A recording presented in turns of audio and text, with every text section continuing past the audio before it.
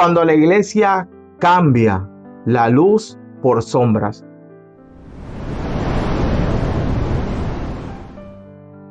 Hoy, un 31 de octubre del 2025, mientras el mundo y aquel que no ha conocido a Jesucristo como su único y exclusivo Salvador está celebrando la oscuridad, las tinieblas o lo muy bien mercadeado Halloween, la iglesia está celebrando que en el 1517 Martín Lutero estableció las 95 tesis. 95 tesis que dieron paso, fue un antes y un después de lo que luego iba a ser denominado y de lo que hoy es denominado la iglesia protestante.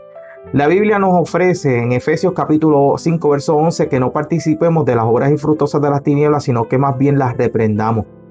Vivimos en una época donde la iglesia habla de luz, pero muchas veces ama la oscuridad. Muchos creyentes han confundido la gracia con permisividad y la misericordia con indiferencia del pecado. El problema comienza cuando la iglesia tolera las tinieblas y pierde la capacidad de indignarse ante el mal. La iglesia que deja de discernir termina celebrando lo que antes lloraba. Hoy vemos congregaciones adoptando lo que el mundo celebra, diciendo, escuche bien, no hay nada malo, solo es cultura, justificando lo que Dios condenó. La palabra es clara. No conforméis a este siglo, sino transformaos por medio de la renovación de vuestro entendimiento. Romanos capítulo 12, versículo 2. Nuestro entendimiento, nuestra forma de pensar tiene que ser totalmente renovada. Y voy a hacer un énfasis en esto. Una iglesia que tiene la Biblia cerrada es una iglesia que no tiene el carácter de Dios, que no tiene el carácter de Cristo, que no está abierta a poder comprender y a poder ser renovada, renovar nuestro entendimiento y nuestro pensamiento. Cuando la iglesia busca perseverar al mundo, pierde completamente la autoridad espiritual. Se ha perdido el celo por la santidad. La santidad no es una prioridad, sino una opción decorativa. Nos estamos acercando a una época navideña donde muchos hogares decoran valga la redundancia, sus hogares tanto exteriormente como en el interior. Y a veces la iglesia interpreta que la santidad es una decoración que solamente hay que presentarla en ciertos momentos del año. La santidad es el punto distintivo para que el mundo pueda entender que mientras ellos pertenecen o permanecen, mejor decir, en oscuridad, la iglesia permanece en la luz que es Cristo Jesús. También se ha minimizado el pecado bajo la etiqueta del amor, pero el amor sin verdad se convierte en complicidad. Como dice la palabra, hay de lo que lo malo dicen bueno y a lo bueno dicen malo.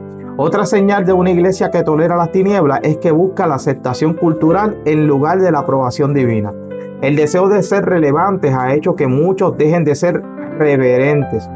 Como dice la palabra del Señor en el libro de Gálatas capítulo 1 verso 10, si todavía agradara a los hombres no sería siervo de Jesucristo. No podemos permitir que el discernimiento del Espíritu Santo se apague en nuestras vidas. No podemos permitir que nuestra adoración hacia nuestro Creador sea corrompida. No podemos permitir que ese testimonio de la iglesia sea debilitado. La tibieza se convierte en la antesala de la apostasía.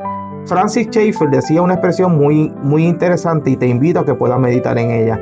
El cristiano que no confronta la cultura termina imitándola.